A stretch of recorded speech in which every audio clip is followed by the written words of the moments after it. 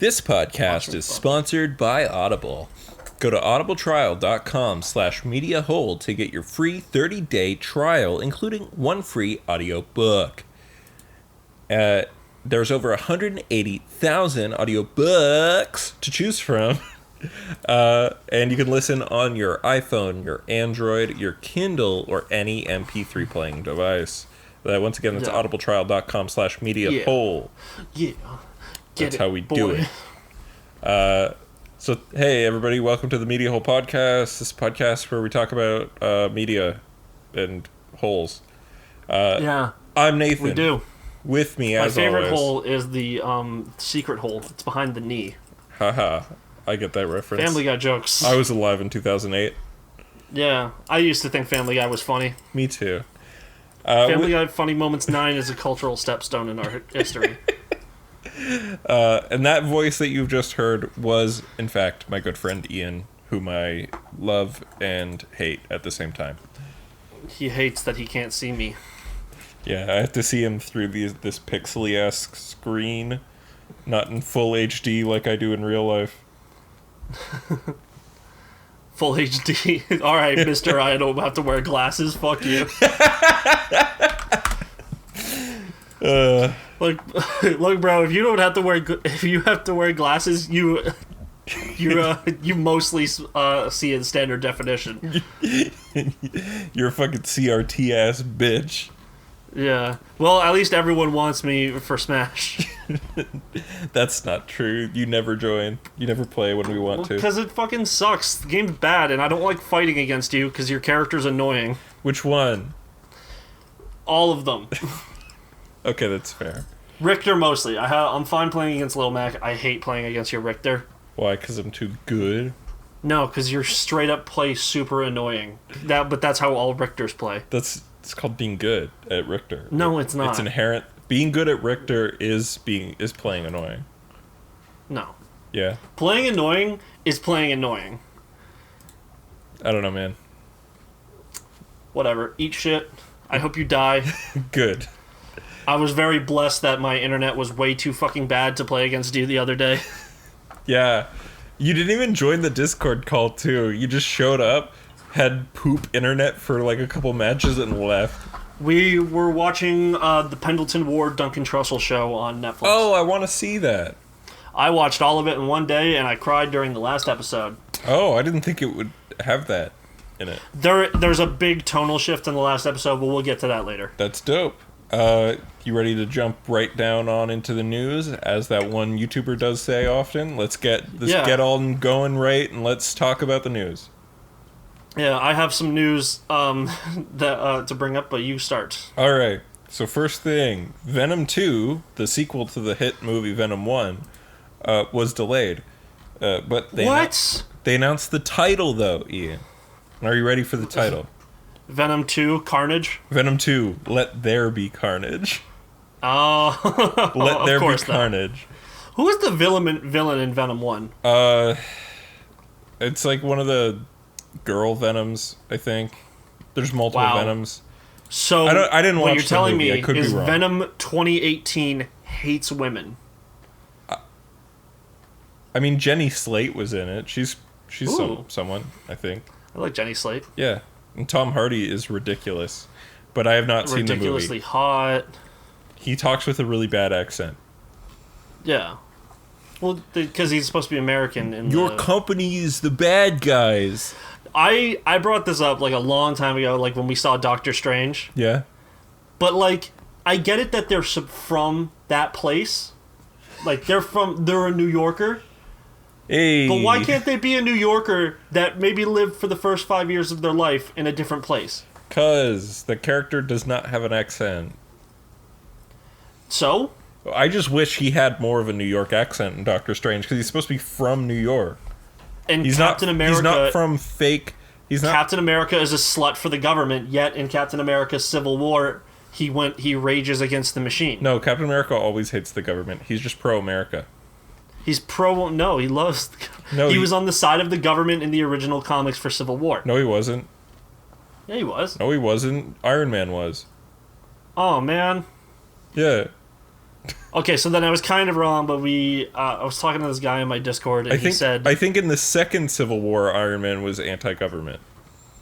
Okay, so I was talking to this guy, and he was saying how he doesn't like superhero movies because we were talking about Birds of Prey, and he said he doesn't like how they made Cassandra Cain like a completely different person. That's fair, but that's my only issue with that movie.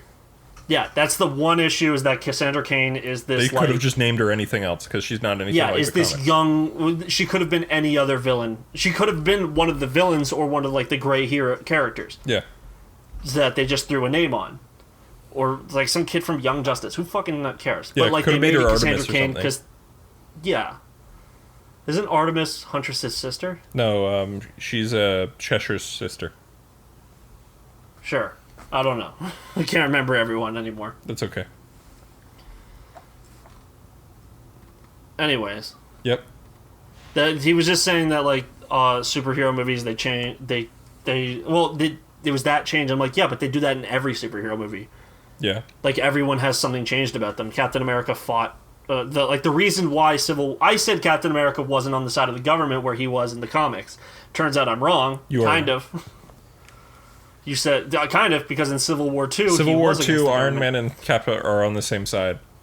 It's Okay. it's Iron Man versus Carol Danvers, Captain Marvel. It's you can't really go looking at the comic book movies going like, wow, they didn't directly retell the exact same story from the comics. The that I Civil War remember. movie is better than the comic, and I'll say that Yeah, right now but- and mean it.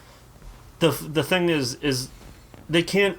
They're not going to just keep adapting comics straight up. They're going to change things. You have the same character. You have characters based off of comic book characters But they develop living in the different. comic book characters world, but they have different. Like they work differently. Yeah, none of the cinematic Spider-Men are the comic Spider-Man. Yeah, they're not. None of them. Well, I think the closest to comic Spider-Man Into the Spider-Verse. might have been. But also could have been like Andrew Garfield for being quippy while he fights and shit. Yeah, I think Andrew Garfield is like the closest technically, but it's still. Yeah, the Still closest in different. things that define Spider-Man. Yeah. But the problem is he was too traditionally hot to play a nerd. And also, he skateboards. What a fucking cool guy. Yeah. If you make a character skateboard, you're just trying to look Cool. cool, Yeah. and you're not. Skateboarding's not cool. It's all about scooters. I feel like Let me see Venom- some sick tricks on a bird scooter, or else you're a fake fan. Yeah. I feel like Venom 2, though, calling it Let There Be Carnage is so many words. It's very clunky. Venom 2, Let There Be Carnage? Yeah. Oh, It should have been called Maximum Nathan, I'm going to send you Carnage. something over Discord, and you tell me what you think this means. Okay, hold on. Let me give a look. See. Oh, no, you retweeted this, damn it! Oh. Yeah, it's Into the Spider-Verse 2 got delayed from 2021 to 2022. I didn't even know that it had a 2021, but that's a full-ass release date for 2022. Yep. October 7th. That's how it is. It had a full ass release date for 21 as well, but Yeah. got delayed. But yeah, they Whatever. listen, that's less interesting than Venom 2, all right? That's why it wasn't in the docket. Venom 2 was because I wanted to say, why not just call it Maximum Carnage? Because Maximum Carnage is the name of a storyline from the comics, and it's a much better name than Let There Be Carnage. Yeah. Also, did you You're see right, it is. Did you see the post-credit scene for the original Venom? A movie that I have not seen. I have not seen Venom either, so no. Eddie gets put in a cell next to a man with red hair named Cletus Cassidy, and played by Woody Harrelson in the worst wig. Oh yeah, I remember hearing about that. Okay. That shit was great. That's funny. I always see that posted and laugh at him. Yeah. Yeah, it's funny shit. What's your news? My news. So as I was talking about famous YouTuber Alpharad, Yeah? he made a fake apology video. The reason why he did this Yeah. is because his friend Family Jules, who is Music Man. Oh, 1 second. He was a guitarist for Cadence of Hyrule. Oh yeah. So he made a meme where he took Alpharad's like train passport. I almost said trainer card like it's Pokemon. He took his passport and put a stamp on it that says 100% confirmed time traveler. And people started, and then some fucking Nintendo Life, some video game publication came up and was like trying to play it off like he was saying, everyone should have this. I want to know who the cheaters are. Oh yeah. And Family Jules is just going. Oh, he actually made like a thread about how Alpharad time traveling is big cheating and has ruined the entire experience for him. But he's just memeing. That's funny. He says, I was poking fun of Alpharad. Please, this has gone too far. That's funny. Yeah. Anyways, if you're a time traveler, I'm going to have you stripped and flayed in the streets. I just don't play the game.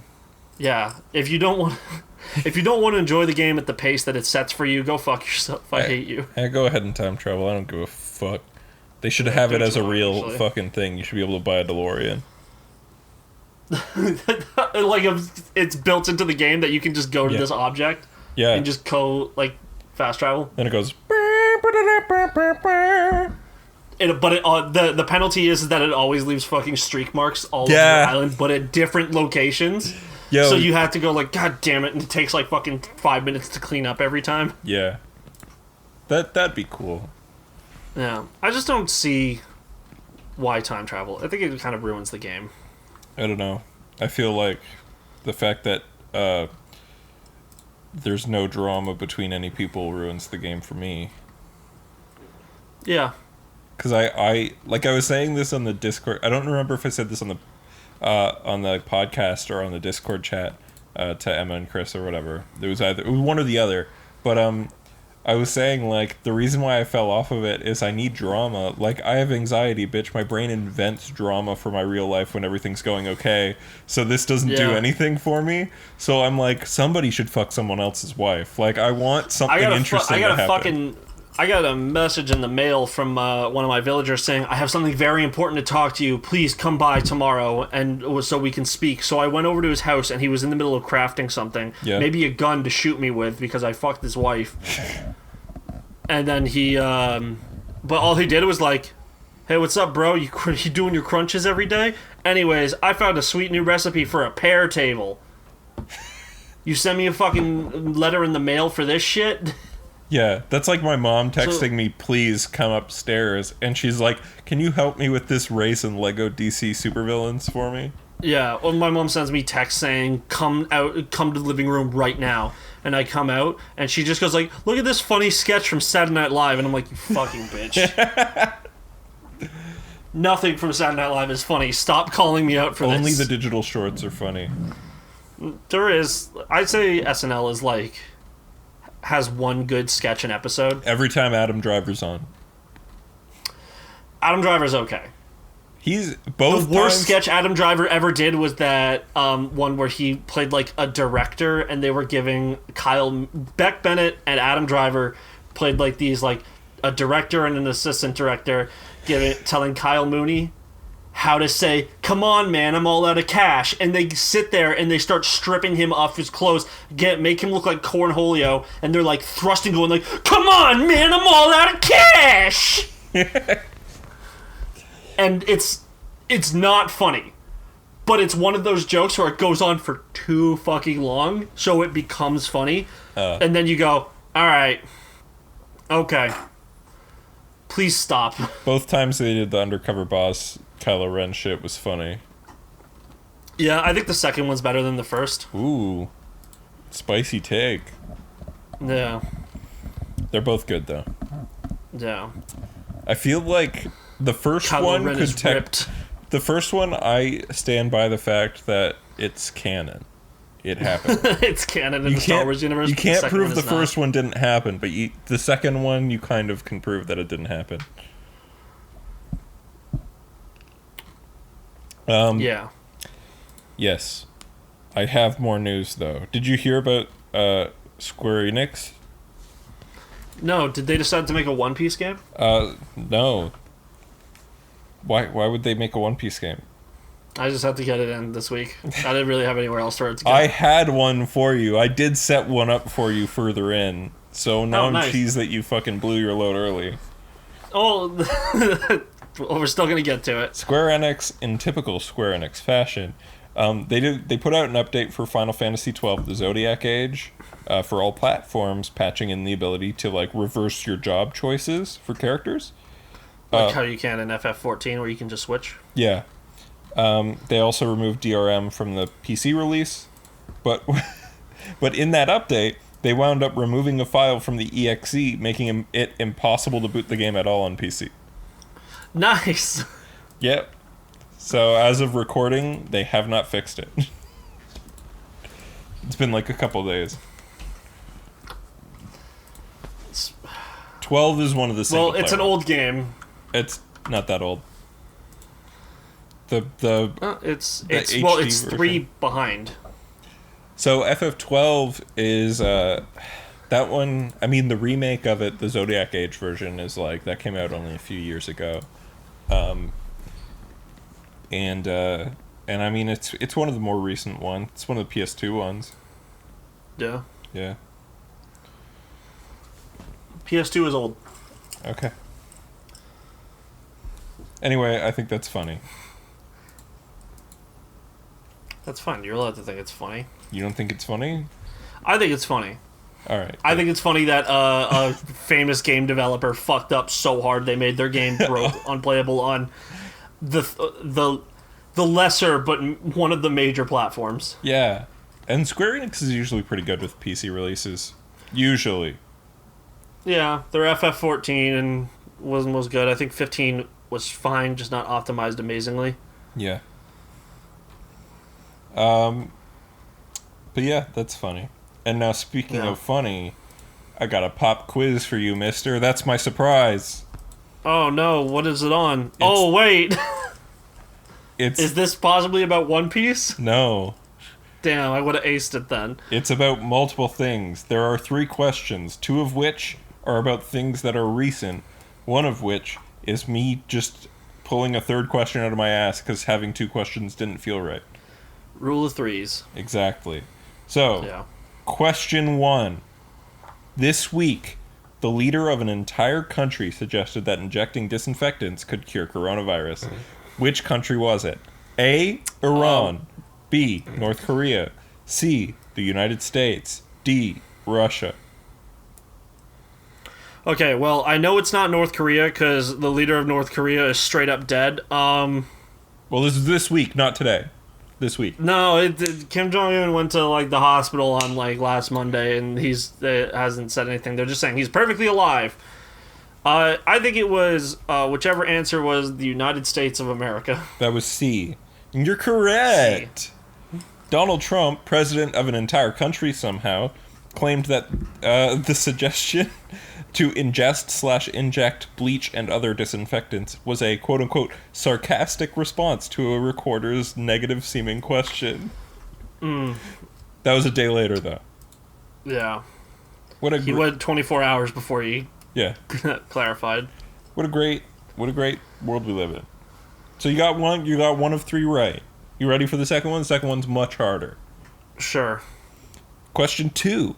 Rapper Lil Uzi Vert just released a track named after an anime character. Which character was it? Was it A? Oh my god. Was it A. Roronoa Zoro? Was it B.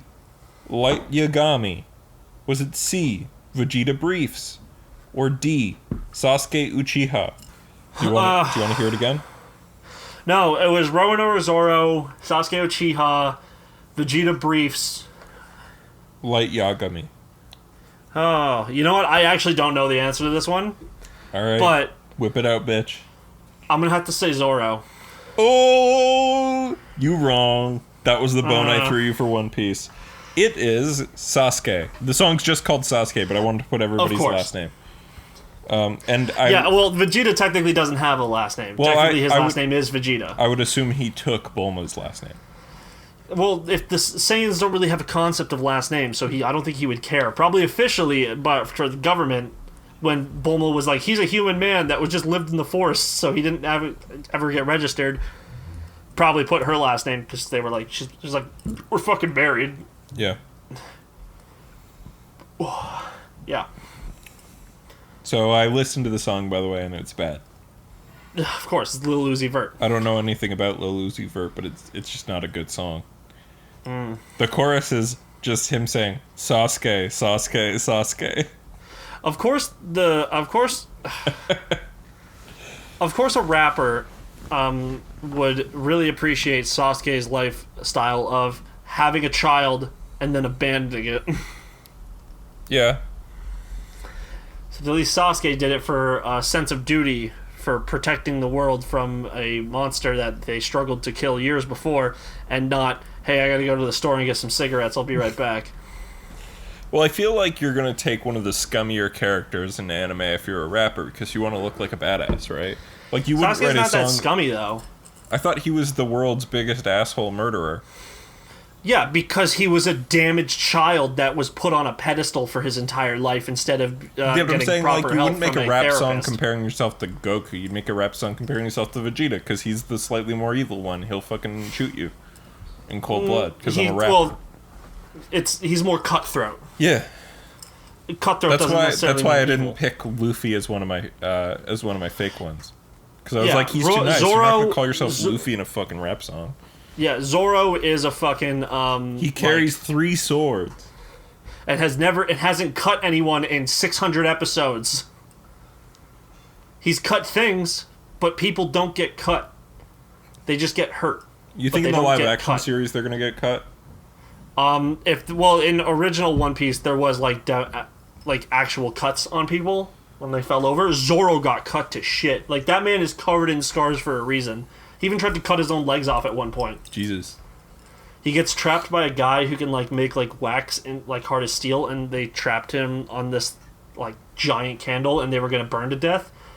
Him, Vivi, and Nami, and he's like, "Yo, clearly I can't get out of this, but only my legs to my ankles are stuck." So, and he pulls out his 2 swords and just stabs himself in the legs. Not even goes for a cut, just straight up stab in the legs. And he goes, and Nami's like, "What the fuck are you doing?" He's like, "I was gonna cut myself out, but now my arms aren't working, so I just stabbed myself in the leg for no reason." Here's a free one, by the way, Kanye West. Call yourself Light Yagami in a song. Because they're very similar. They both call themselves gods and geniuses. Like, I think that's accurate. They think they're better than everyone else, even Yeah. though they're kind of shit. Exactly, right? And that's the point of Death Note, maybe. Yeah. So I feel like Kanye West should make a song comparing himself to Light Yagami, because I feel like they're on a similar level. Nice. Anyway, here's the third question. Now, that question basically got me thinking about music and anime. So here's a music and anime question. You ready? Two things I like, but no, not a lot of. This you will not get this, and if you do, I'm going to pop the fuck off. Alright. In the original Dick Entertainment dub of Saint Seiya, aka Knights of the Zodiac, they replaced the Japanese theme with a cover of the song I Ran by Flock of Seagulls. Which of these bands performed the cover? A. 3 Days Grace. Huh? Was it 3 Days Grace? If there's a okay, then give me the options. Here's the options. A. Theory of a Dead Man. It was Theory of a B. Dead Man. Bowling for Soup. Wait, C. shit, this is hard. C. I Mother Earth. D. It's not that one. Brundlefly. E. Okay. They used the original version. No, it's either A or B. And I'm gonna go B. Holy shit, you're right. It was Bowling I for remember Soup. once you said Saint Seiya, I was like, oh fuck, and then you were like the theme song, and I was like, oh, I know that one. I was gonna do it where it was 2 sets of options, where it would be like match. It was like A, B, C, D for songs and A, B, C, D for early 2000s bands, and you'd have to match the song to the band. Where I'm like A, remember what song it was, and B, remember what band it was. But no, yeah, it was Bowling for Soup. Yeah, Bowling for Soup is sick. I don't remember a literal single thing, about that show other than the theme song, and you know, all I know is that show popped off in Latin America. it did. But I don't know anything about the show other than the theme song. And so, like, they've tried to redub it multiple times, and they have. And then there's the new one on Netflix as well. But none of them brought back Iran. Yeah. And I'm like, then sorry, I'm not here for this. You can... Although one thing that is cool that I learned when I was trying to look this up to figure it out was that the new show, it's a cover of the Japanese opening for the old one, but it's by... oh, fuck. What's that British band? Okay. What kind of British band? They make that song... Punk? They're kind of punky. Hold on. How old? How old's the band? New-ish. New? Arctic Monkeys. No, not... Hold on. The Struts. It was the Struts. Oh, yeah, the Struts. Yeah. The Struts. The Struts do the anime opening of the Japanese theme. Nice. Yeah, but apparently the new show sucks. CG. That's... CG is bad. Yeah. It's only good sometimes. Also, they took the character that was an effeminate man and made that character a female character in the new one, pissing off both people who hate women and people who like homosexuality. And also dudes who like to masturbate to cross-dressers. No, it's not a cross-dresser. It's just a guy who's effeminate. A feminine man. No, like, he's effeminate. Like, he's soft-spoken, and he's, like, you know? It's not even that effeminate. Soft-spoken? You know what I mean. I'm sure there's more to it. Like, soft-spoken and also speaks with a lisp at all times. Yeah, like, you know, a bit more of a gay stereotype. So they made that character a woman, and it's funny that they've pissed off both sides of the anime fandom. They pissed off the people who hate women, and they pissed off the people who are like, more gay representation in anime. It's just like, well, nobody liked that change. Like, straight up, there's not a lot of gays in anime, and there probably never will be. Or at least not for a long time. Yeah, that's true. Because all the good stuff gets adapted to, like, live action stuff like that. Like, My Brother's Husband. I guess. Oh, yeah, also gets the new Ghost in the Shell standalone complex 2045 came out, which is a CG sequel to the standalone complex show. And I was like, oh, sick, I'm going to watch it. Then somebody online was like, oh, it's a very action-heavy show. And then I, like, went, oh, all right, I guess I won't watch it. Because the original standalone complex is, like, every episode is mostly talking, and that's what makes it brilliant. Yeah. Because it's a bunch of fucking... It's sci-fi politics. Yeah. Am I still a human, even if I am a robot? Please. A human ship of Theseus. When the human-robot war starts, whose side will I be on if I am a robot with a human brain? There is no human-robot war. It's just World War IV has already happened. Go watch fucking episode 3 of C-Lab 2021. There's like this long... The whole episode is based around this argument of if you were a human, your body died, and to save you, they needed to put your brain into a robot body, and then the humans and robots had a war. Whose side would you be on? And it's like, well, the humans, because I'm human, but they don't think you're human because you're in a robot body, so they persecute against you. And then they're like, but what if your robot body looks like a human body, but you're just a robot? Well, that's how... But then the dogs will sniff you out, because the dogs can tell if you're a robot or not, and they'll hunt you for sport. That's funny. See, Lab 2021 is really good. Yeah? It's like they made... It's like Harvey Birdman. It's like a Harvey Birdman, except instead of Harvey Birdman just took old characters and animated them again. C-Lab 2021 was like, they took old Hanna-Barbera, they took shit from the show C-Lab 2020 and completely changed it and made it this weirdo fucking, kind of like everyone just like sitting Mike around Tyson talking. Mysteries. Yeah, I guess. That was a good show while it lasted. And it was by the guys who did Archer. Oh, yeah, I knew that. Because they do a C-Lab 2021 episode of Archer. Yeah. That episode had a very good joke in it that I remember laughing at and being the only person to laugh at in the room. Where you were the only person in the room. No, I watched it with, I think, a few of our friends or whatever, and like Cheryl makes this joke where it's like she keeps hearing the music and nobody else does. It's like she keeps going like, who said that, or what was that noise, or whatever, and nobody knows, and then she's like, oh shit, it must be non-diegetic. And that made me laugh a lot because I'm like, that's a movie term. I know that shit. I know diegetic and non-diegetic sound. It's a good bit. Gamers. Hey gamers, do you know what the word diegetic means? Probably not. No. Because you didn't graduate high school. Not you, I mean like gamers in general.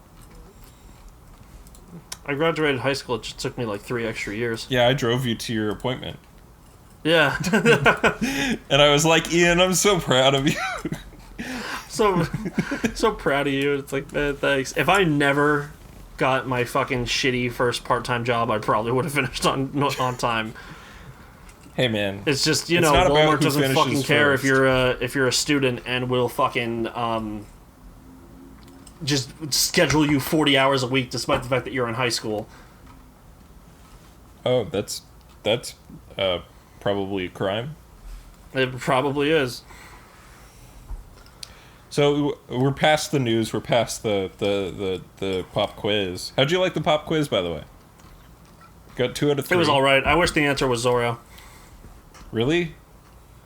I like Zorro more. Yeah, but I think people would get it confused with Zorro like, is the Rock like Lee of One Piece. Zorro. Yeah. You better fucking stay that way.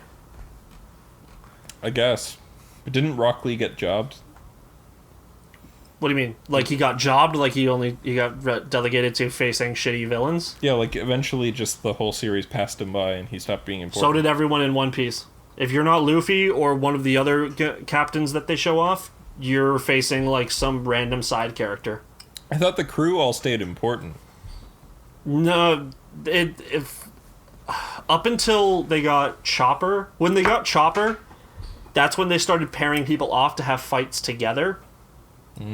Like the first arc where Chopper was like, after Chopper's acquisition, they go to Alabasta.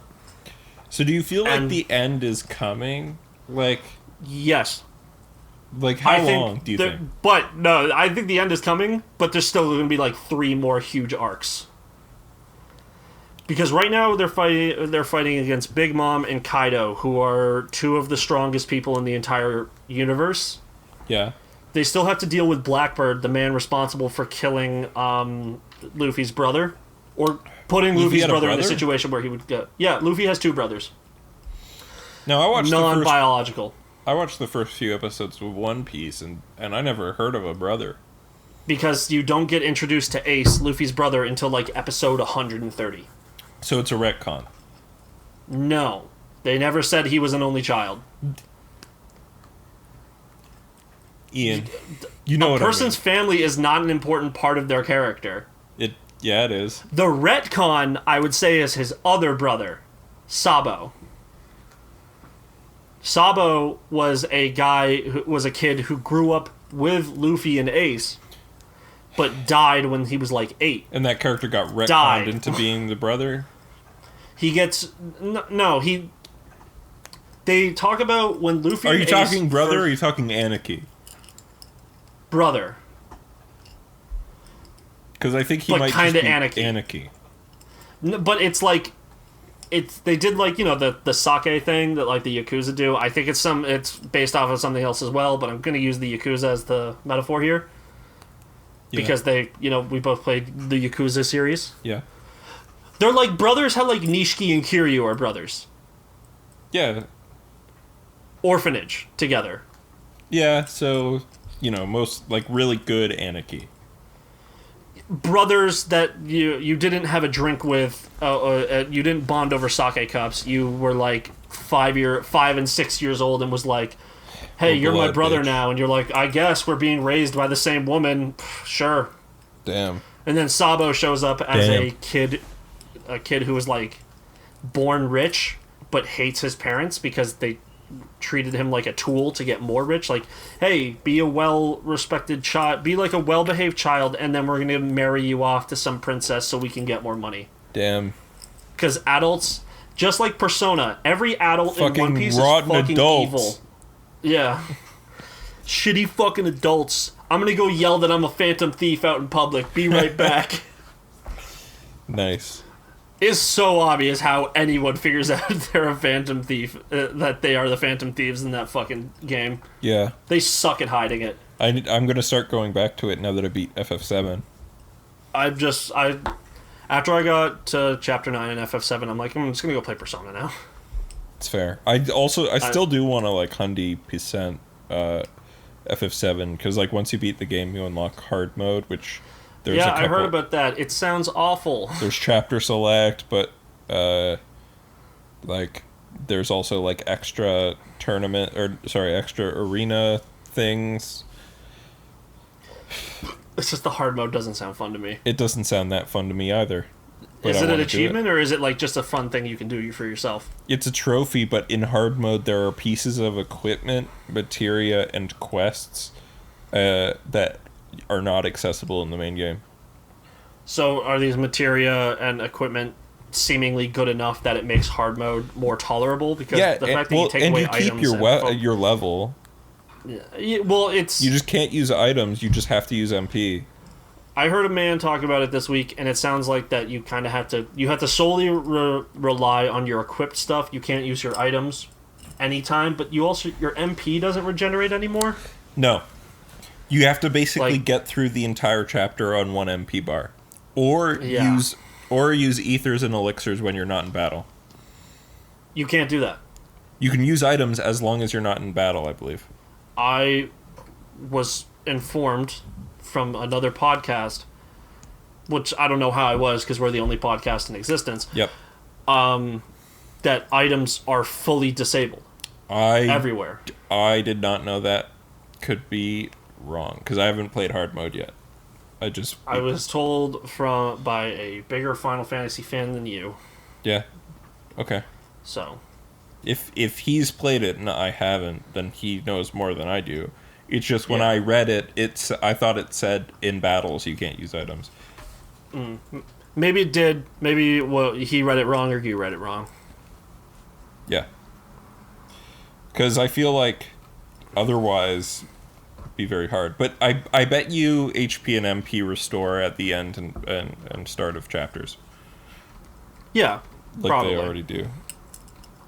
Well, because if it's a chapter select thing to select the hard mode, right? Yeah. So I could just do chapter 1 and then say, I'm going to skip chapter 2 now because I don't like it and just go to chapter 3. Yep. So they'd have to give it back to me because they can't possibly know how it's going to keep going. Yeah. Yeah, I'm gonna play through it on hard. I'll pick up the extra things. I'll do the extra 2 quests, all that shit. Yeah. I wanna 100% it. You know what? Yeah, let's just transition that into me talking about FF7. So I beat FF7, and I have a lot to say about it. And don't worry, I will not spoil much / anything. Maybe. I don't know. It depends on how sensitive you are. Me, I am sensitive about it. Okay. So I've written down I don't want to thing. hear about any story moments, any specifics about stories past when you see Tifa in that carriage going to Wall Market. Going to Don Corneo or wherever the fuck. Is that in Wall Market? Yeah. Yeah. So right off, I do want to say I like the game a lot. I think it's a very good game. I really like the story and the character interactions. The visuals are gorgeous, except texture pop-in issues. But if it weren't for those pop-in issues, I'd say it's probably the best looking game on PS4. Would you agree or disagree? I think Yakuza Kiwami 2 looks better. They're going for slightly different aesthetics. And Judgment. Yeah, you have with Final Fantasy 7 Remake. It's a bit more stylized while still being sort of realistic. There's a lot of detail on characters and certain things, but then there's a lot of doors and smaller things that feel untextured, where in the Yakuza games, like in Kiwami 2, I never really saw any of that. Doors are very untextured. There's also trash on the floor that's just like, you just dropped a texture there. Takes a long time for those things to pop in. Yeah. But they do pop in. But yeah. The world feels really lived in is a big compliment I have for the game. I guess. Okay. Now, the gameplay is mediocre, in my opinion. It's good most of the time, but it really feels like Diet Kingdom Hearts. Like if Kingdom Hearts had to be more like FF15. Battles take way too long, especially in chapters 13 to 16, and then in 17 it gets better for whatever reason. The battles are also frustrating as fuck, especially when you're up against 5 or more opponents, because you wind up getting juggled by 8 people at once, and then your whole party wipes, and you have to repeat it over and over again. They reused the sewer dungeon and Abzu boss in Chapter 14, and that section made me want to fucking scream. The active time battle thing is interesting, but straight up is not good enough for me. It doesn't really work the way I want it to. Both items and magic using meter, using your ATB meter is a bad choice in my opinion. And the lack of the all materia, which is the materia that would allow you to like cast cure on all your party or cast fire on everybody or whatever. It just enhances one materia. The fact that that's not in the game when it's in the original kind of sucks. I think ATB should only be used for abilities and using items. Yeah. We straight up, if the MP bar wasn't there, sure, it can be on the ATB. But the fact that I have to fucking manage all these resources, annoying. Yeah, because in Kingdom Hearts there's no ATB. You just use abilities by using abilities. They just happen. Yeah, or characters that are based around magic, like fucking Aerith. Don't even fucking bother giving her an ATB gauge. Well, you get the limit break that allows you to have 3 ATBs. Yeah. But so you have to cast limit a bunch first. of spells, but they could have just made it a limit break where you get a bunch of MP back. Yeah. Let me see. Or for a certain amount of time, all your spells are halved. Oh, yeah. For MP value. Also, if you are going to do the meter thing, why the fuck can I get fucking cancel out of abilities? Yeah, this isn't a fucking magic fighting game. I shouldn't be able to be knocked out of my supers. Yeah, because it's like if I'm spending meter for it, then I should fucking have super armor. Also, you can get staggered by small bullshit sometimes. It's not like I tried to use Braver and then a guy hit me with something else powerful. It's like I tried to use Braver, but like a single bullet knocked me out. Yeah. So that's a shitload of fuck is what I have written here. Yeah. Also, when you get the melee-only movesets for Barrett, the game and his AI break, and he never hits anybody, and his meter never fills. Potions become incredibly useless. A potion heals 350 HP, a high potion 700, and a mega potion, instead of hitting 3 people for a good amount of health, it just heals 1 person for 1500. None of these are useful in the last quarter of the game when all of your party members have at least 4,000 HP, at least have over 4,000 HP each, and enemies hit you for like 400 HP per like normal attack. Also, game locks you out. You're out of battle. Yeah. Open up your menu. Yeah. Use potion. Because say you have like 10 potions. And Hold you're like, L1. Instead of using 1 high potion or whatever. Hold L1. Hold L1, yes, I understand. Once I got that, I'm like, it's slightly better, but I still have to wait for the animation to go through. Yeah. Let me fucking queue up some. I don't even care let me hit X on it 3 times, and then Cloud can fucking stand there and go, in his face. Does. No, you can queue up 2, because the 2. game has a minor action queue. But when you try and do 3 or 4, it'll do 2, and then the game will pause, and it takes forever to get control back. Damn. Not forever, but a decent amount of time where I'm annoyed. And they pad the game out with unnecessary gameplay. Chapters 2, 5, 6, 13, 14, 15, 17, and 18 all either invent or pad out significantly dungeons. Hey, let me use my crane hand to carry fucking Aerith around in specific places where she can jump down. That's so only fun. a little bit longer than it was in the original game. That's not even the one I'm talking about. That's not in my list because I think that one isn't that long. I think it's that long when you want to grab that one fucking materia. I don't know. That one didn't feel much longer. But on top of that, yeah, chapters 13 through 16, like I was saying, are much harder than earlier and later sections of the game, which is weird. Yeah. FF7's original intro is really fast, and while adding a lot more character and personality to the 3 walking corpse characters is really good, forcing 5 to 8 hours into a 35-hour plus game is really unnecessary. So I feel like they should have maybe cut those combat sections down or cut them out because they fuck up. I think they really wanted to justify charging you full price for this. Yeah, so they added in all that stuff. Where honestly, if you gave me straight up story, with the added bits in the story, remove all the fucking side content. I don't need it. I don't mind the side missions because that actually feels somewhat meaningful. What I don't it's just the side missions where it's like, go find 5 kids wearing a fucking sword on their back. It's like, I don't care. But go it's find optional. The cats. Like, who fucking cares? But it's not optional because they removed grinding from the game because in the old games you got to do random encounters. Mm-hmm. You could do a bunch of them. You could get your fucking XP up. Now the way to get XP is by doing the request because quest reward XP is much more beneficial than fighting random enemies that give you 10 XP apiece. Yeah. Also, so again, you kind of have to do the quest if you don't want to struggle through the game. And me finding 13 through 16 much harder, by the way. If anybody's like, 16? Oh, Nathan didn't do the quests. Oh, yeah. For a second there, I thought you were talking about Final Fantasy 13. No, sorry. Chapters 13 picking up through a Final 16. Fantasy 16. No, chapters 13 through 16. So me saying that I found them much harder, you might be like, oh, well, Nathan, you didn't level up enough, you didn't do the side shit. Not only did I do every side quest available in the game at that point, I had also done every fucking arena battle that was there up to that point. And then when I got to chapter 16, I did every arena battle in the chapter 16 arena, and then finally the game got easier. There's 3 arenas in the game, by the way, Sorry if that's a spoiler. It's really not. Oh, no.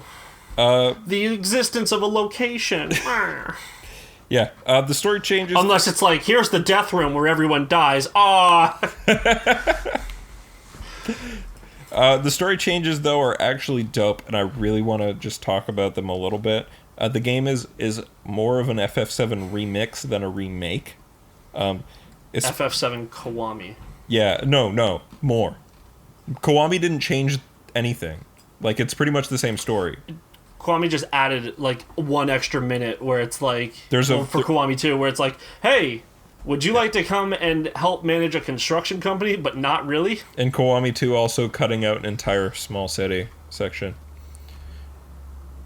Yeah. Wait, which one? I don't know. It's just in the original version of 2 versus the new version. Apparently it cuts a little city. Yeah, but we got Sotenbori and Kamurocho. I think there's a third Lil City that's like one screen in Yakuza 2 that they just cut out of Kiwami 2. It's like how Yakuza 5 has like fucking 30 different city segments, and it's like, I don't need all of these. Yeah. This is unnecessary. Like, as soon as you did that, like, Mind Palace shit with, what the fuck is his name? Taiga? Prison Boy. Taiga Saija, man. Yeah, once you do it with him, I was like, cool, great, a third location. Well, you're like, wow, they really made up this city, didn't they? I guess this is the only time I'll see it. I hope it's the only time I see it, and then it's like... Oh, I like all the little cities in 5. Makes that work. I think they're fine. Yeah. I think just Saejima always making him having to run from the cops is fucking annoying. Hey, man. It's what happens when you do good crime. So yeah, let me talk about the ending a little bit, but not in a way that's spoilery. Yeah. This should all be apparent to you, personally, where you're at.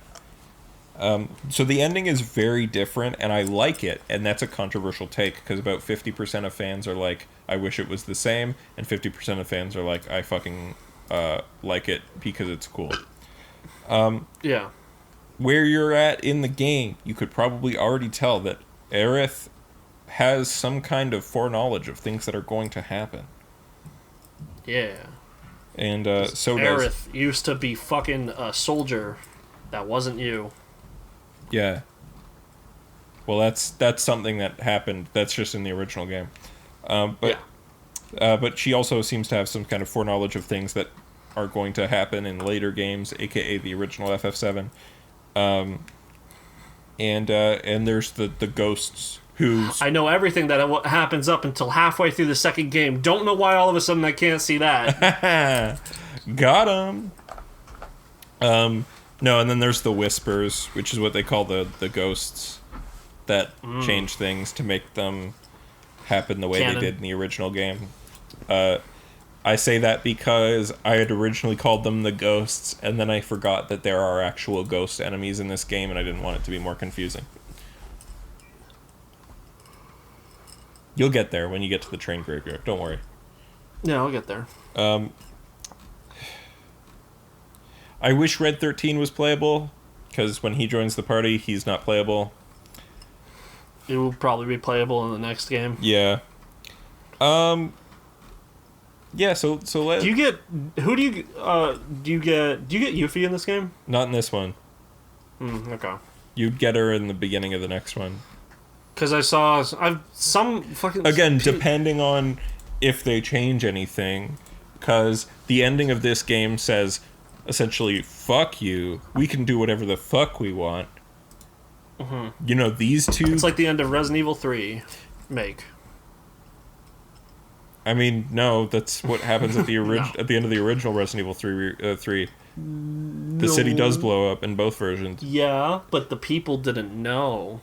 Yeah, I guess. But no, this one's like, you know, these two characters, what happens to them is completely different. We've reversed it. We've opposited what happened to these characters in the original game. And we're going to give away this one twist that I've never spoiled for you about FF7, because it's the only thing that I think is worth keeping secret.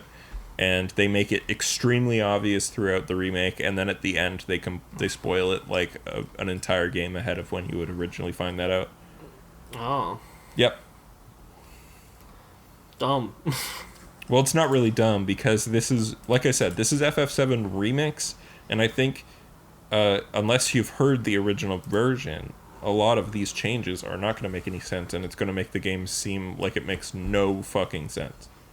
Yeah. Because there's a lot of things that are just references to things that happen later that are like, hey, isn't this surprising that we're showing you this, or that we're changing this, or that we're coming up with this idea? And you're like, holy shit, yeah, that's crazy. But to somebody who's never played the original, they're going to be like, what the fuck are you talking about, you know? Yeah. It's like, why did I just get a flash forward of a boy running, or of like Red 13 running, or like a shape standing in a pool of liquid? It's like, well, it's because it's a flash forward. You know? Yeah. But I don't know, but I will. I'm very excited to see what words. happens in the next one, because they can literally do whatever the fuck they want now. The ending's like, hey, you know the original Final Fantasy VII? That game's a bitch. Fuck you. Games for fucking losers. We're gonna do whatever the fuck we want, and you can't stop us. So I'm very excited. My name is man who made FF14 real good. Fuck you. I'll write what I want. Yeah. But yeah, I'm really excited for it. I'm really glad that probably after this, when everybody wants to know what the fuck's going to happen, they're going to actually play the original. And I think I'm going to start playing the original on Steam when I get soon. I'm going to start not on stream. Sorry, not on Steam. On stream. Fuck my mouth. Maybe. I'll probably do it. I have it on Steam, and I can stream the Steam version of 7. Yeah. And that'll be fun. So, well, what'd you do this week? Well, I played Persona 5 Royal again. Nice. I just finished Haru's Dad's Palace. Nice. They spoilers, dude. Fuck. Yep. Fuck you. We've both played through all of Persona 5, so I can't believe you'd spoil Persona 5 for our listener. Fucking Kasumi needs to be like super overpowered when I get her for like the one dungeon you get to use her for. Yeah. Because it's gonna be ridiculous if she's just like a normal fucking Persona user and it's like she's great. Start at level 1. Or fucking level dumb shit like that. 1. Like why would I I don't care. Why is she here the whole time if I can't use her? Because they decided to make the new character a party member, unlike in Golden when it was just new S-Link characters. Unless I'm wrong, and Marie is a party member, and I just didn't get that far. Because I didn't I didn't beat fucking Persona 4 Golden. I did get spoiled on who the bad guy is for Golden, though. Or for P4. Oh, you did? Yeah. You didn't... Oh, ahead of time. Okay. While I was playing it, I heard it, and I was like, fuck! Yeah. I can't... Man, I think that's one that people try not to spoil. It is, but the funny thing is that the Persona 4 Arena games spoil it. They spoiled it in a trailer. I think... Because it's like, wait a second, why is that character playable in the fighting game? I guess technically BlazBlue Cross Tag Battle also spoils it because he is a playable character now. Oh. He's pretty fun. He's pretty fun to play as. Yeah, the culprit? The fucking... What? The culprit? Yeah, the culprit. Because you can... one of his character recolors is just straight up making him the Joker. And there's another guy in from Unist who who wears like a fedora and a tux. Yeah, who also has a Joker and color. You can also do the Joker. So someone, when the culprit was announced, made like a cross tag battle video called "We Live in a Society." Oh, by the way, I bought Uniclear on Steam, so we can play it. We should play it sometime. Nice, we should. I don't remember. Fun. I think that was last week, and I just didn't tell you about it. I think it was 2 weeks ago. I didn't play it last week. Yeah, so after you talked about playing it, then the only fighting game I played this week was Guilty Gear. Strive? No, Revelator. I didn't get the Strive beta. Okay, neither did I. I'm hearing mixed things. I'm hearing that it's very similar. It plays more like modern Arc Sys games, where square is a pretty important button. Yeah. But I'm also seeing like that there's a bunch of easy touch of deaths. Oh yeah.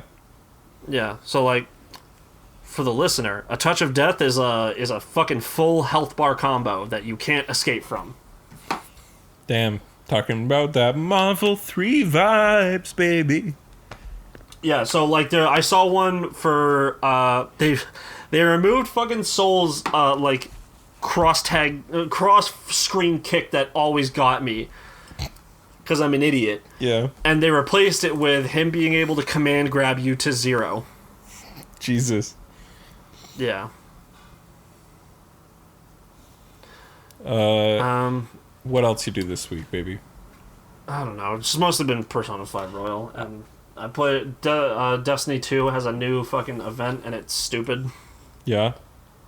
Because the concept is based around the Olympics, but no Olympics would happen around this time. The Summer Olympics don't start till fucking July.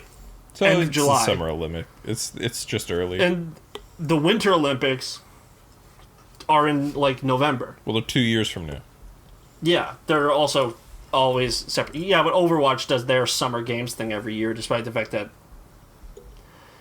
it's been 3 years since the Summer Olympics, and they do it for the summer ones. 4 years now, but okay. The fourth one hasn't happened yet. So they base it around you earn these medals, bronze, silver, gold. You get rewards based on them, and every single event, every single challenge you can do every week, drops top tier gear. Oh shit! Like you're always going to go up in level when you pick it up because they have two different gears that you can get called. There's powerful gear and pinnacle gear. Powerful, if you're not at cap yet, you're not at the soft cap, will raise up your level and it'll be significantly better.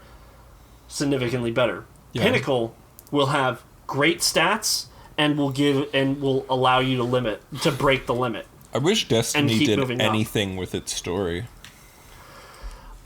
They do stuff with their story. But I mean now. It's just that like there's all this time later. You know what I mean? Like, What do you mean? Yeah, they did. yeah, but I wish, like, when I was playing The Destiny... Forsaken DLC was pure story. When I was playing Destiny 1, I was like, Shadowkeep wow, was not. way to fucking not tell me anything other than lore books on the website. Like, nothing happens in this fucking game. Yeah, but now there is, because you haven't played Destiny since 2015. Destiny 1. Yeah. Yeah.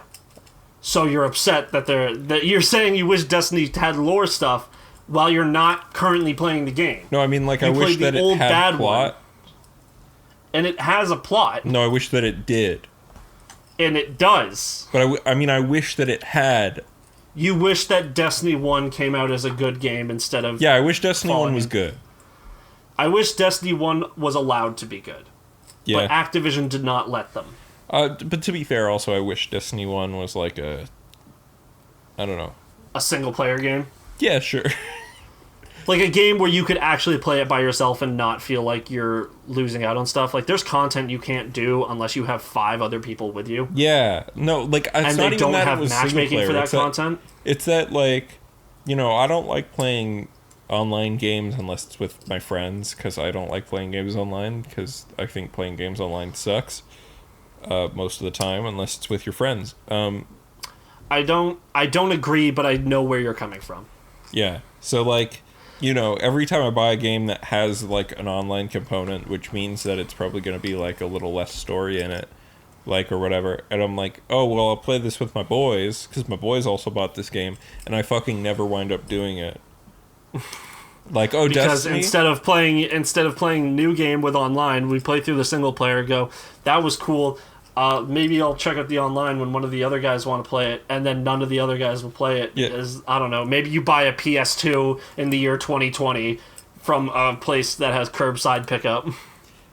Hey, and that's you go cool. play GTA San Andreas, a game that is also available on your computer, and you could have just played it there. Fuck you, PS2's cool. But no, you don't want your girlfriend to look over your shoulder. You want to be lying, like, sitting on the bed playing it instead. Fuck you, Chris. I think Chris buying a PS2 is, like, maybe really one of the cooler things he's done recently. Why? 'Cause PS2's cool. Yeah, but he's gonna just play the same games he's already played before. No, he bought fucking Silent Hill 2. Okay. Play a good game. Silent Hill 2, one of the best games. Is that one of the best Silent Hill games? It's the best Silent Hill game. I'm saying it's one of the best games, period. Nah. Well, I don't know, Ian, how many times have you played that game? 0. There you go. So maybe... How many times will I play that game? 0. So there you go, Ian. Anyway, yeah, what I was going to complain about was how I frequently buy games that I'll go, oh, I don't know, man, I'll buy it, but you have to promise to play it with me. And my friends are like, yeah, man, I will. And then it's like, cool. And then I buy Destiny 1 and nobody plays it with me. And then I buy Monster Hunter World for PS4 and nobody plays it with me. And then I buy fucking Animal Crossing and nobody fucking plays it with me. It's not like you could do anything with your friends in Animal Crossing anyways. I don't care. It would make the boring shit not boring or less There's boring. nothing you can do that on any of the shit that you can do in Animal Crossing. Like, they'd make it less boring. You literally can't do it if your friend is in your town. Why can't I do it if my friend's in my town? Because they don't let you do it because you're online, and if you sever an online connection, it can fuck it up. Oh. So they don't let you do it. And also Resident Evil Resistance. What? Also Resident Evil 3. Yeah, but we bought Resident Evil 3 intending for it to be Resident Evil 3. We just got this other thing. Yeah. Didn't have to spend extra money on Resident Evil Resistance. Yeah, that's true. Yeah. But I bought it on PC. The superior platform. Not for me. My PS4 and my PC, I would say, are probably similarly powerful. Because my PC's from, like, 2015. I guess. My PC is more powerful than my PS4, and will probably be more powerful than an Xbox Series X or a PS5. It literally can't be. It literally can be, because here's the thing, PCs can optimize themselves a lot better, where a PS5 and an Xbox One Series X is only going to be able to do things that the system allows. Yeah, but I'm saying, like, currently, like, the shit that's available for, like, the shit that they've made the PS5 from, like, there is no equivalent SSD or graphics card on the market to it. I don't know about the graphics card. SSD doesn't really matter. Yeah, but I'm saying, Well, it's an NVMe SSD, so that is pretty tight. But I don't think load times are still like I think load times for games on my PC are still going to be significantly better. I don't know, man. I watched that whole thing when it came out. It's a custom 8-core AMD Zen 2 CPU. So it's custom, but it's still based around a Zen 2. Yeah. Which I have an Intel one, so I have no idea. I don't know the correlation. What I've heard is the way they've done this AMD one, where it's like Sony and AMD are collaborating on it, and then AMD is going to come out with a similar graphics card after the PS5 comes out. Man, Maybe. AMD... Well, that's graphics card. We're talking about CPUs. What's the fucking difference? I don't know, man. There's a huge difference. I don't know. I hate computers. Okay, well then don't fucking come at me and be like, oh, how do you know? AMD sucks with their naming conventions, though. Yeah. Like, I don't know what the fuck the Zen 2 is. I don't know what that is in correlation. Who fucking knows? Well, I want to... it's something that a consumer would want to know. Oh, am I getting a better one? What sounds better? I don't know. The Intel i7 9700K or the AMD Zen 2? On the PS5, One of those you has don't more have numbers. to select whether or not you have anti-aliasing, and that's good because I have no idea what the fuck the difference is. Bro, I don't know what the fuck anti-aliasing means. I don't know what it does. I'm like, why am what does the toggle of this do? Tell me. Yeah. Also, why is it that VSync on some games makes them break and VSync on other games make them work? No, but I'm saying some games I play with VSync on, there's more screen tearing than off, and some games I play with VSync off, there's more screen tearing than on, and it's never consistent. Yeah. I'm like, what the fuck? Yeah, that's on the game devs. Yep. So I'm like, that's what's great about having a console. It's like I don't have to sit here and toggle a bunch of things and see if the game chugs. Yeah, there's nothing wrong with that. It just goes. I don't usually fuck with my settings for my PC when I get a game unless I'm like really trying to min-max it. I usually just open up NVIDIA GeForce and they just do it for me automatically by going to the ini file. They turn on certain things that I don't like though. Well, then you can also go back into your settings. If you know there are things you don't like, you go into the settings and you turn them off. Yeah, I don't like motion blur either. Sometimes it is a little necessary. Also, I like to set it to a lock. If there's an option to lock the frame rate to 60, I always set it to that instead of leaving it unlocked. I always leave it unlocked. No, because I find that leaving it unlocked means that it's going to try to go more and then wind up chugging a bit. Yeah. Whereas if I find that it's 60. If I find that it starts chugging like that, like it goes above 60 like for a long time and then drops to 45, then yeah, I'll lock it. But it's not something I go for immediately. I think it's dumb that games that if they tried to lock my shit to 30, I'd probably uninstall the game. Destiny 2 actually has a really fun one. Yeah. Where all their cutscenes, they have pre-rendered cutscenes in the game and they're all 30 FPS. Yeah. So Destiny 2 is real fucking cool in the fact that you can press F1 and open up your menu. Mm-hmm. Like, so you can do, if you're like, I don't care, I'm here for the gameplay, and you know you have like a bunch of bullshit in your menus to deal with, you can just press F1 while they're talking in the background and do it. But you can visually see your character moving like... in 30 FPS? Yeah. Because it changes the whole system to be at 30 FPS. Yeah, I mean, that makes sense for cutscenes. Anti-aliasing softens jagged edges and removes pixelization for a smoother image. So the higher your anti-aliasing, the more it's trying to smooth out. Even when I'm toggling through it, I'm like, what do I want bigger number or smaller number for anti-aliasing? Yeah, that's the thing it's like, what the fuck is FSAA versus AAX2? Or what like, do these things mean? My anti-aliasing for Resident Evil Resistance, because it's just the game that popped up, is FXAA plus TAA. What is that? I don't Stevie, like message me later. Because I know you know. Stevie, leave a comment on the YouTube version of this video saying... Yeah, do that as well. You don't watch it on YouTube, but do it. He's subbed to the YouTube, I think. Well, that's because he's being polite. That's nice. Yeah, so go to the other tab. You know what's a gamer thing I hate? Yeah. That my computer also... I think this would be cool if I didn't have 2 monitors, but I have 2 monitors. Oh, sick, dude. Sometimes it tries to set my resolution to being ultra wide. Yeah, or what can I set? What's the max I can set? It'll set to... I can do dynamic super resolutions at 3840 by 2160.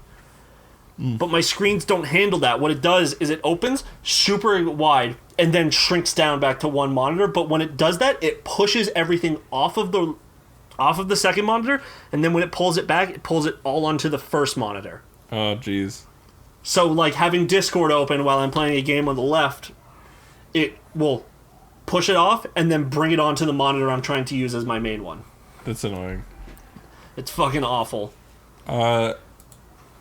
Yeah, I was looking up something about, like, aspect ratios for movies the other day, and I found out that there's, like, a movie from the 60s that uses, like, a ridiculous aspect ratio. So obviously, like, there's 16 by 9, and then there's, like, the relative close, like, cinematic standard, which is, like, 1.85 to 1. And then there's, like, classic anamorphic ones, which are, like, there's 2 to 1, there's 2.15 to 1, there's 2.35 to 1. Those are the common ones. But there is a movie that was shot in 4 to 1. So it's 4 times wider than it is tall. So it's like it would be such a thin strip on the TV because like of the way that it was made to be, because essentially it was shot with 2 cameras side by side. Okay, that's weird. Yeah. Why would it be so... Why? Like, what could make it good to be so thin? I don't know. It's for some kind... I haven't seen the movie. It's a French movie. I'm sure there's some artistic reason for it, but it's the only movie shot in that I'm sure it's probably, like, long shots where it's, like, supposed to be, like, a long pan that your eyes are supposed to travel to this specific, like, spot. That's where they want you to focus. Yeah. Like, obviously I know, like, the different... Why you'd want to go for, like, anamorphic rather than, like, a more screen-filling 16 by 9 style... like which would be like the 1.85 to 1, is because like anamorphic, I find it makes like epic action seem more epic, and it also makes... Anamorphic, isn't that shit them furries are into? No, Animorphs was that book series about war and PTSD that we all read as kids. I didn't read it. Oh, that shit was dark as fuck. I was making a joke because anamorphic sounds like anthropomorphic. Oh, I thought you were literally talking about Animorphs, which is my shit. Yeah. That book series was dark as fuck. There's a pretty good Twitter account where it's like Animorphs, but halfway through. It's like when the human face starts to go like... That's funny. Yeah. But yeah, no, the reason why you'd want to use like an anamorphic style thing is like it makes suspense look more suspenseful. And like you find that like the skinnier the thing is... like the more bars are on the top and bottom of the screen, like the more it happens, and so that's like very common in westerns, because it like clouds the face and it makes everybody look a bit more ambiguous. But also there's a great movie called It Comes at Night, which as the movie gets more and just more... like me. Got him. And also at day and whenever I'm bored. Hell yeah, baby. No, but that movie, over the course of that movie, it gets like it starts pressing more and more in at the top and bottom, because as it gets more and more tense and like suspenseful, it's the fucking just thing starts coming down in, so it gets more and more anamorphic, and it's really great. And by the end, it's like the image is very thin. It's very funny, but also it's not meant to be funny. It's like creepy. And you kind of... Serious. Yeah. Intense, baby. It's a great movie, though. You should check it out. Oh, you know I won't. You know, yeah. I know you won't. Instead, I only watch shows released on 420 for stoners. Batman the Animated Series. That's what I watched this week. Did that come out, like, on streaming this week, or did you just decide no, to watch it? I bought the Blu-ray set when it came out. Oh, okay. And I think if I run upstairs, I'll find that the Blu-ray set for Batman Beyond that I ordered just came. Because that's an essential So, service. I watched Midnight Gospel. Is it dope? It is fun. That's sick. It is actually, it's so Duncan Trussell, Pendleton Ward is all behind the art of this show. Duncan Trussell is about the audio and scripting. Oh, shit. Because this is the audio that they got is actually from Duncan Trussell's podcast. Oh, shit. So he would do all the so the conversations are all with a bunch of like people talking about like metaphysical shit and like pseudo intellectual spiritual stuff. Yeah. And it's like it's interesting. It's like one of those things that like, yeah, I'm really not into this, but I can listen to someone talk about this if they seem knowledgeable on it. Cool. And don't sound like they're fucking just the world's biggest stoner. And it's also, you kind of get glimpses of like people come into this stuff because their parents die or like they had something bad happen to them and they want to know why the world is like this.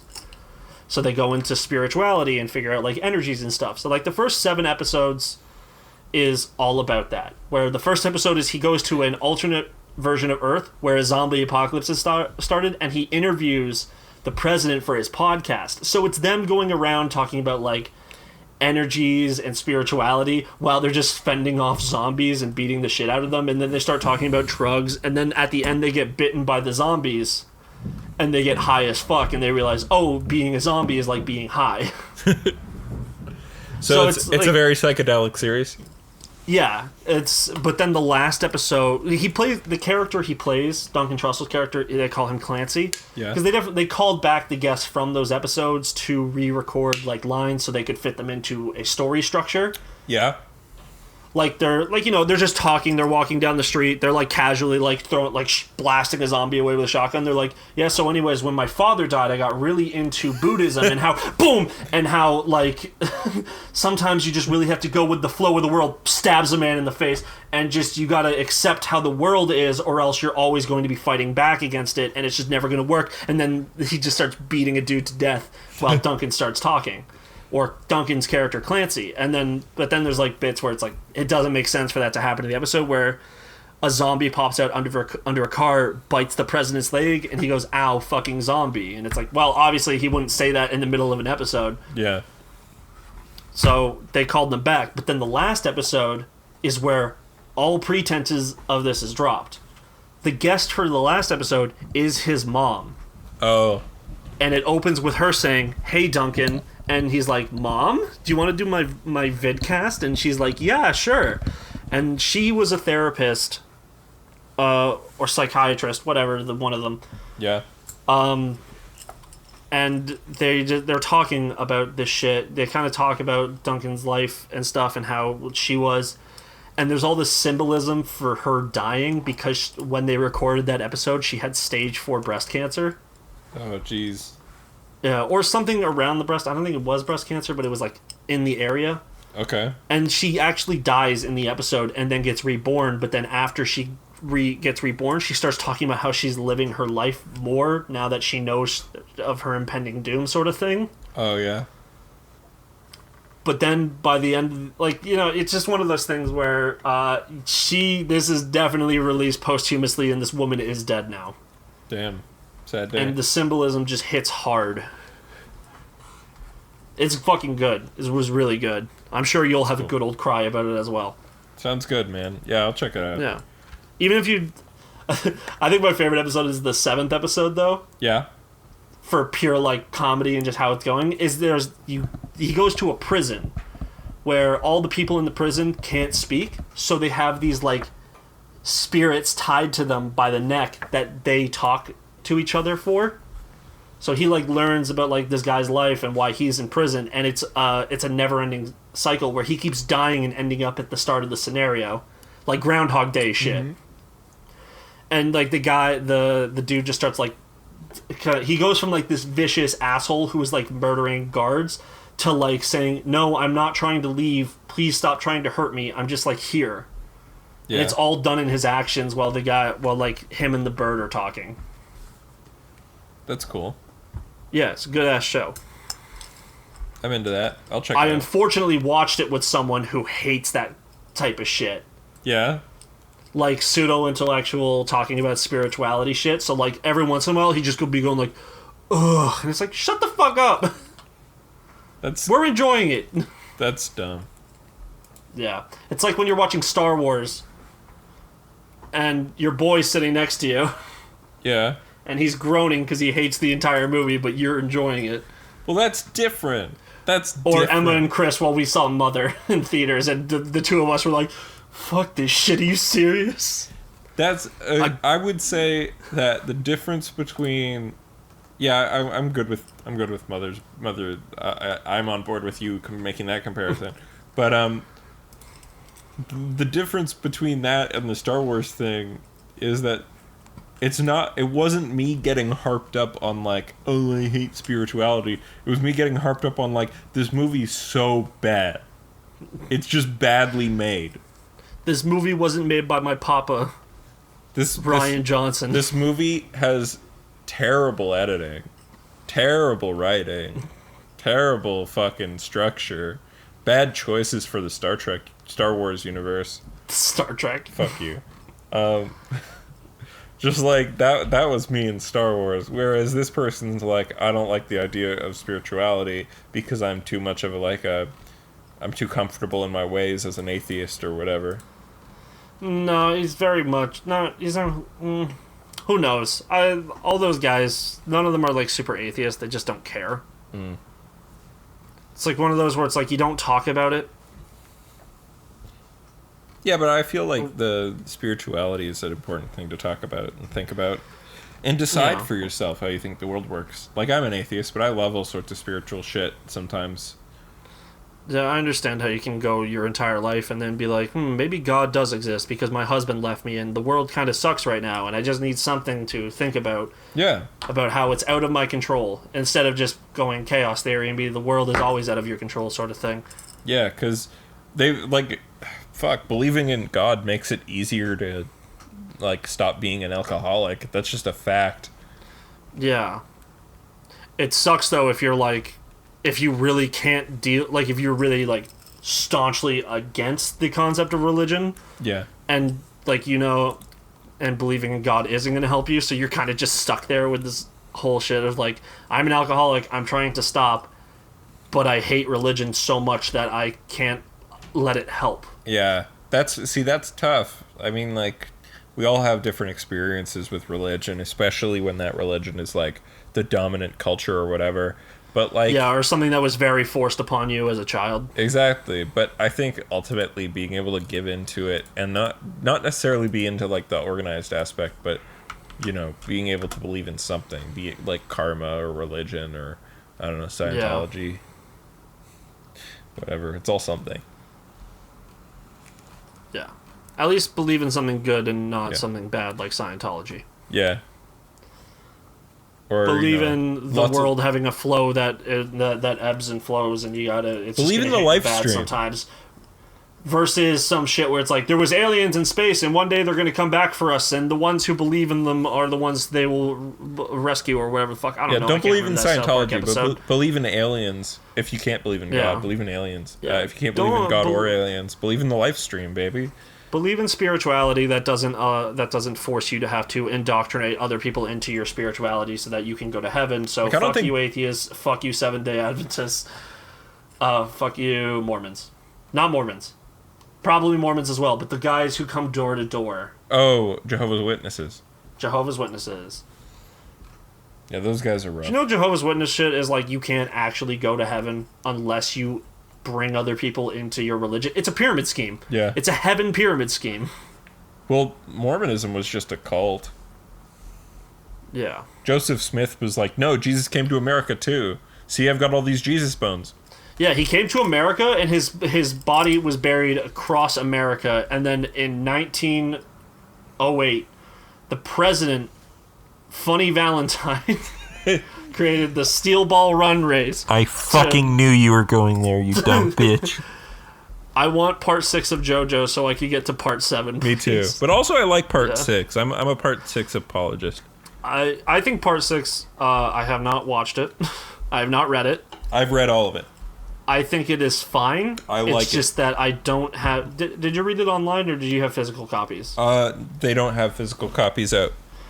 Yeah, it's just the scanlation for the stuff online was really bad when I tried to read it. Oh. Yeah, I read Like, actually... It was rough. Because Araki likes to do those, like, wide shots where he uses, like, a full 2-page, like, 2 pages and shit. Yeah.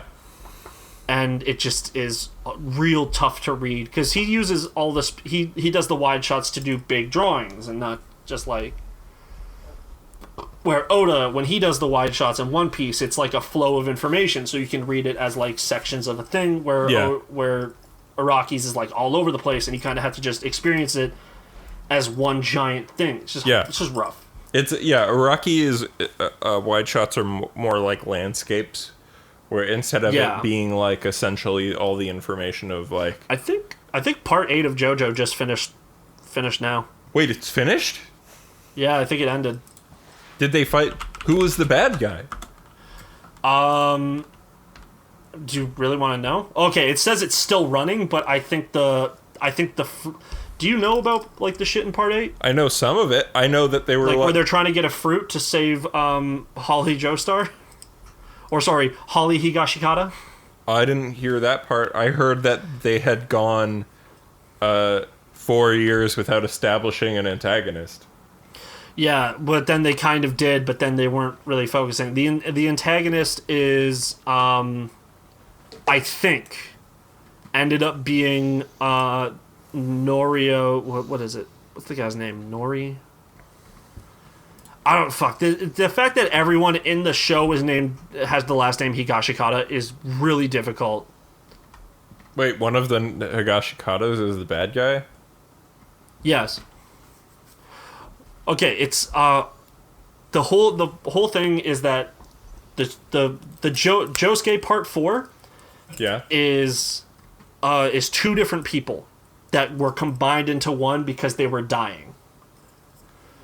And they got bit. He buried the. Yeah, I knew that, the 4-ball. Yeah, Josefumi Kujo was dying, and Yoshikage Kira was like, "Bro, I don't want you to die." So he buried. They were both gonna die. So he buried him and then buried himself over top, and then the walleyes like squished them together. Nice. And they became one person who didn't have their memories and had 4 balls, but not 4 arms. Yeah. Yeah, and then he became Josuke Higashi. He became no one, and then he was renamed as Josuke Higashikata, named after Yasuo Hirose's puppy that she had as a child. That's funny. And she's great. I love her stand is stupid. I love the guy who's in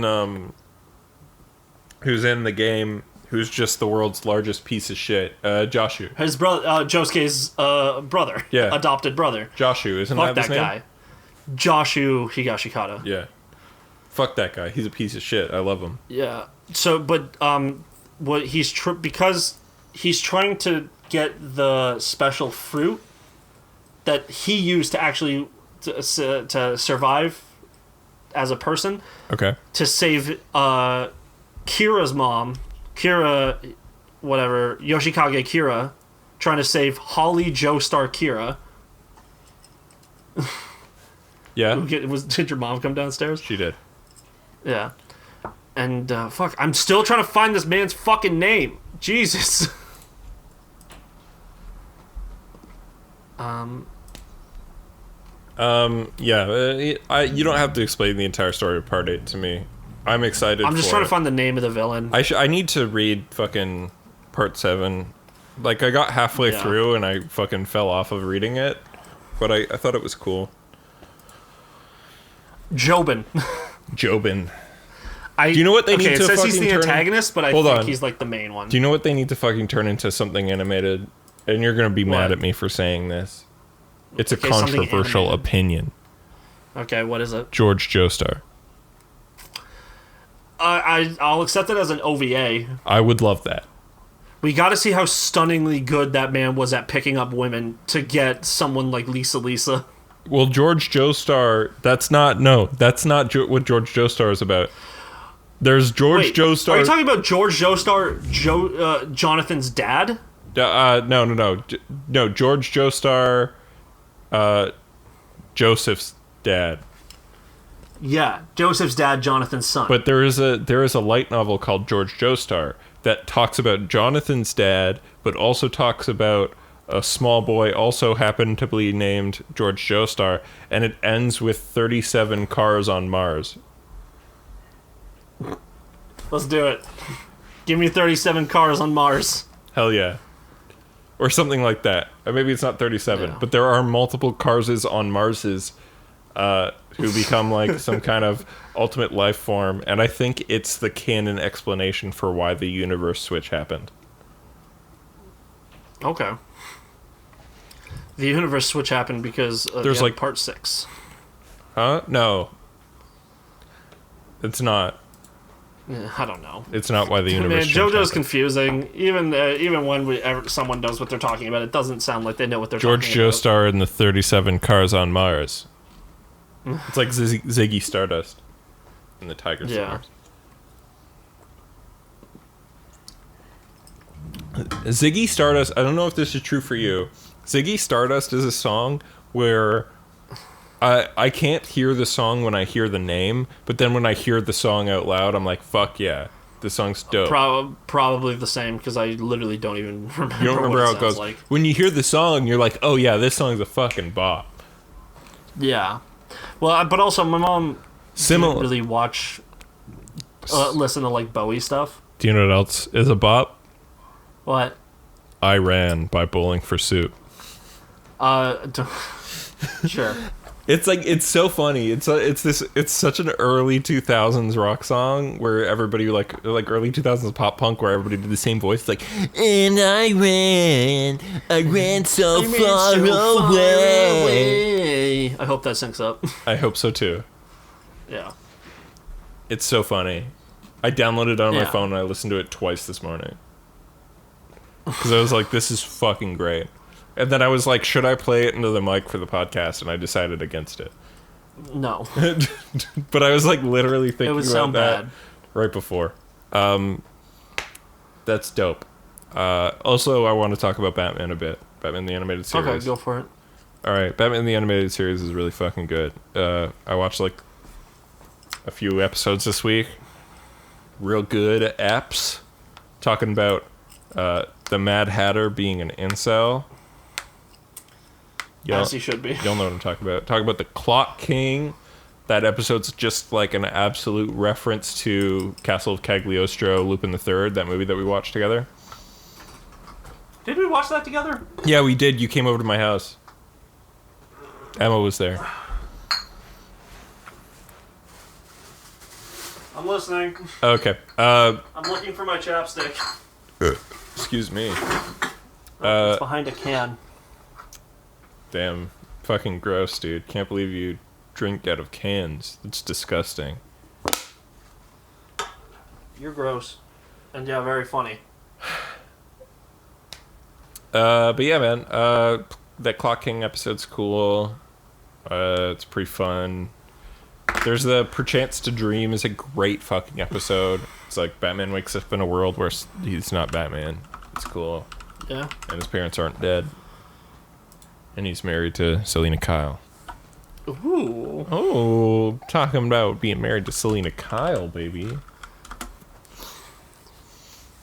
Which Batman villain would you marry, Ian? Selena Kyle. Yeah, that's a good pick.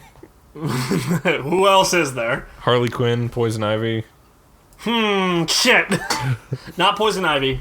Because, I'm not a vegan. And I don't care to figure that out. But dude, she could use pot to get you high because she can control plants. So? She did that in a comic to Batman and made Batman get high and he wasn't good at I fighting choose anymore. Duella Dent after she went crazy and ripped off her own face. Duella Dent, what a weird choice. I haven't heard that name in fucking years. I don't think I can't remember everyone. I don't think I've ever heard that someone say that out loud, actually. Duella Dent sucks. She's one of the Joker daughter characters, right? Yeah. Yeah. She's one Well, of... someone Yeah. Someone made like some post. The only reason why I know about her is because someone made this post where they were calling like some cosplayer, being like, "You're trying too hard, steampunk femme gender bent Joker. Nice try, fake comic book fan." And like everyone Duella jumped on it, was Dent, like, the Joker's daughter. "That's Duella Dent, you fucking idiot." And then New 52 made her crazy and had her like face ripped off. Yeah. I think that wasn't Duella Dent. I think that was a different Joker's daughter, though. Maybe, I don't know. Huntress is a villain sometimes. She's a good pick. Oh yeah, Mary Elizabeth Winstead? yeah, I know. I was gonna say Black Canary, but Black Canary is straight up not She's a a villain hero. ever. Yeah. Black Canary was kind of a villain in the Arrow TV show? I was like, when? You mean the Canary, or do you mean Black Canary? They're two different characters in the Arrow TV show. Yeah, who knows? The Canary became White Canary. But then she dies. No, she died and then became White Canary and became a main character on Legends of Tomorrow. Talia al Ghul could get it. Oh, Talia al Ghul can fucking get it for sure. Killer Frost could get it. Killer Frost, more of a Flash villain, really, but yeah, I feel you. Oh, we were saying only Batman? Oh, you know what? Let's do all DC. We're talking all DC villains. I'm literally just... Enchantress can get it. Enchantress can get it. A Superwoman apparently is a villain. I don't know about that. Villain of Justice League, member of Crime Syndicate of America, Superwoman. according to comicvine.gamestop.com. All right, I thought that character was supposed to be a good guy. Might be. Blackfire. Blackfire, hell yeah. Like Yeah. Starfire, but slightly more goth. Like, oh man, give me fucking Blackfire from the Teen Titans TV show. Hell yeah. Oh boy. Terra can get it sometimes. Bro, okay. This fucking character. Scandal Savage? Scandal Is straight Savage? Up, yeah, she is straight up just hot girl Vandal Savage. No, fuck, what is she? X-23. Oh, just X-23 for Vandal Savage? Yeah. That's funny. Here, I think Zatanna's not a Baroness bad Paula guy. Van Gunther is pretty cool, but I don't agree with her politics. Zatanna's not a bad guy, but she can get it. Oh, yeah. Oh, okay, any non-evil female can get it. Any woman in the DC Comics universe could probably get it, TBH. Yeah.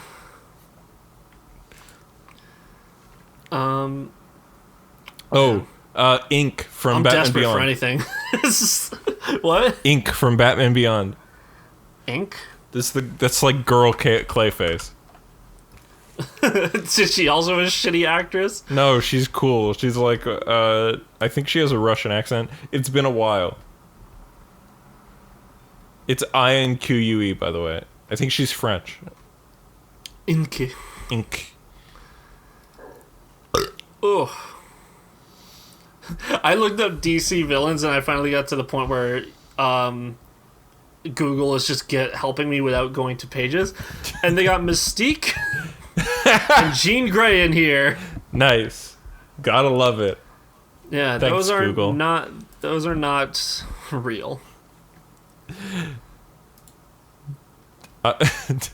This is like my favorite line. Me and Davis made this joke already, but there's that song Martians vs. Goblins by I think it's The Game, Lil Wayne, and Tyler the Creator.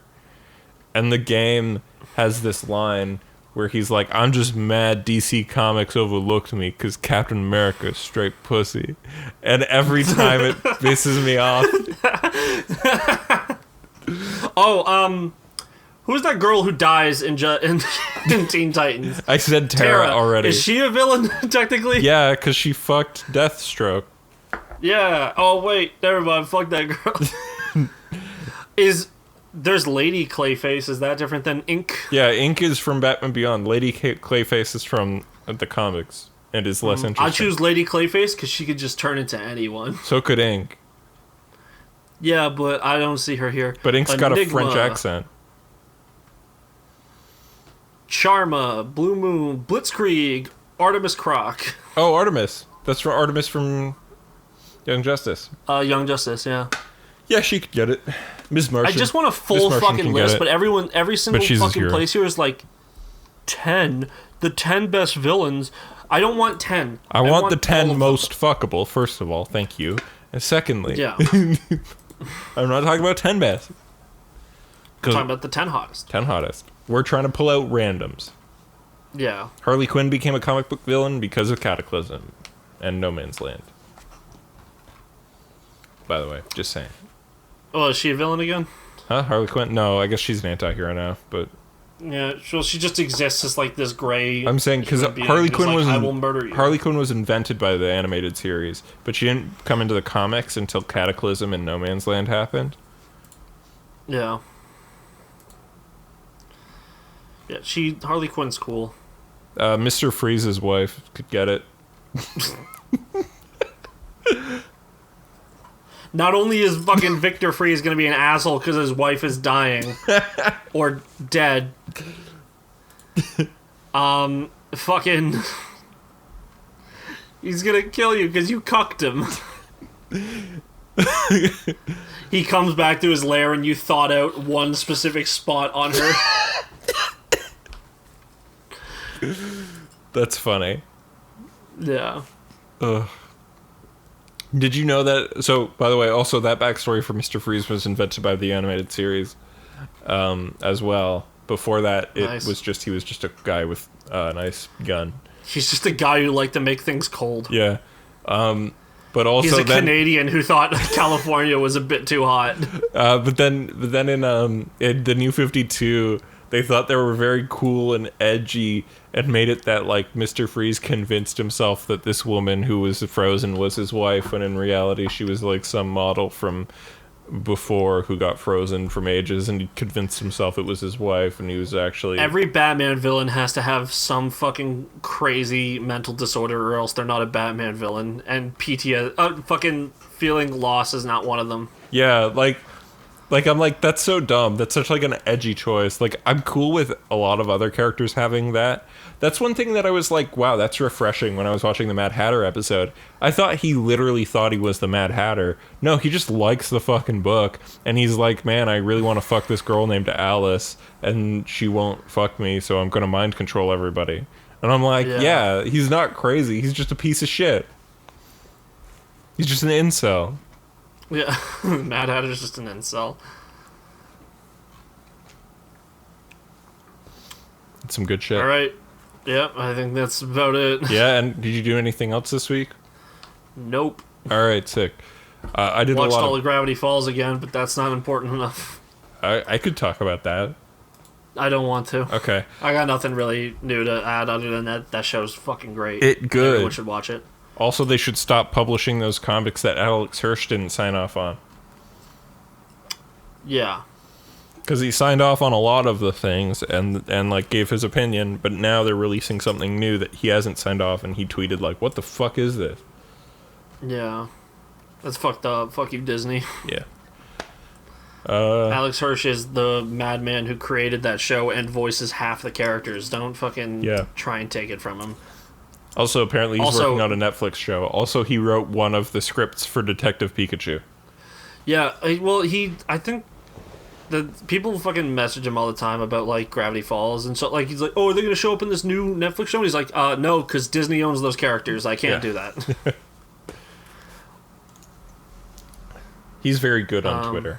Unlike us. Unlike us, who don't tweet.